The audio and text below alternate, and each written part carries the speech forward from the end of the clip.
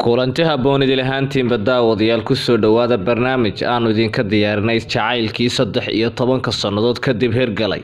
haddaba daawaday si aad ula socoto qisada sheekadan fadlan subscribe saar, like-na saar, asxaabtana la wadaag.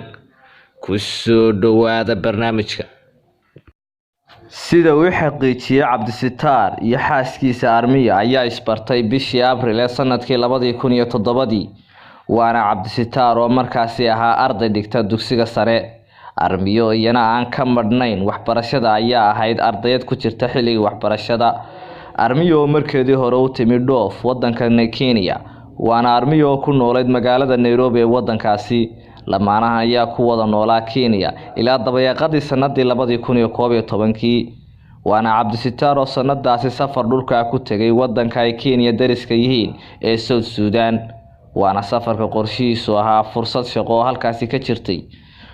waana Armiyo iyaduna halkaasi aan ku sii nagaan, waxayna Armiyo dib ugu laabatay wadankii asal ahaan ka soo jeeday ee Soomaaliya, gaar ahaan gobolka Mudug ee gobolka Dhexe. waana Armiyo oo waqti badan sii joogay Soomaaliya.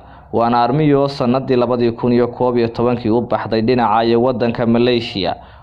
Armiyo oo halkaasi ku noolayd ilaa dabayaaqadii sanadii 2013, balse Armiyo ayaa ka soo laabatay wadanka Malaysia waxa ayna timid dalka Itoobiya, gaar ahaan caasimadda Addis Ababa. waana Armiyo iyo Cabdisitaar oo ku heshiiyay inay halkaasi meherkoodu ka dhaco, balse aan suuroobin xilligaasi.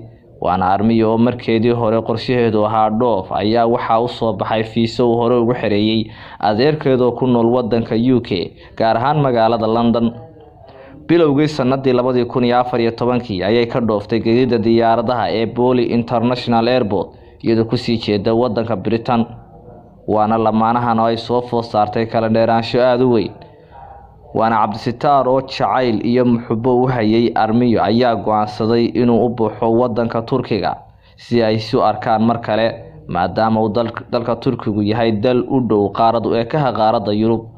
sanadii 2019 bishii January ayuu soo galay Turkiga isagoo degay magaalada Istanbul. waana Cabdisitaar oo bilaabay inuu soo gabagabeeyo jacaylkii dabada dheeraaday ee Armiyo. waana Armiyo iyo Cabdisitaar oo meherkooda ku beegay maalinkii ay isbarteen oo ku beegnayd bishii Abriil, balse waxa uu meherkoodu dhacay isla maalinkii ay isbarteen sanadkan 2019. waana sanad guuradii 13aad laga soo bilaabo 2007 ilaa 2019 ee sanadkan cusub. haddaba waxay ku sugan yihiin dalka Turkiga, gaar ahaan caasimadiisa Istanbul. waana Armiyo iyo Cabdisitaar oo ku jira bishii kobcinta iyo jacaylkooda, waana bishii malabka. daawade ama dhageyste, sabirku waa shay qaali ah. haddii ay jirto qiso noocan ah waxaad noogu reebi kartaa commentiga. waxaana qisadan daaha dabadiisa ka maamulayay Siham Moha iyo tafatiraha channelka Haile Production. si aad noola socotaan fadlan subscribe saar, asxaabtana la wadaag.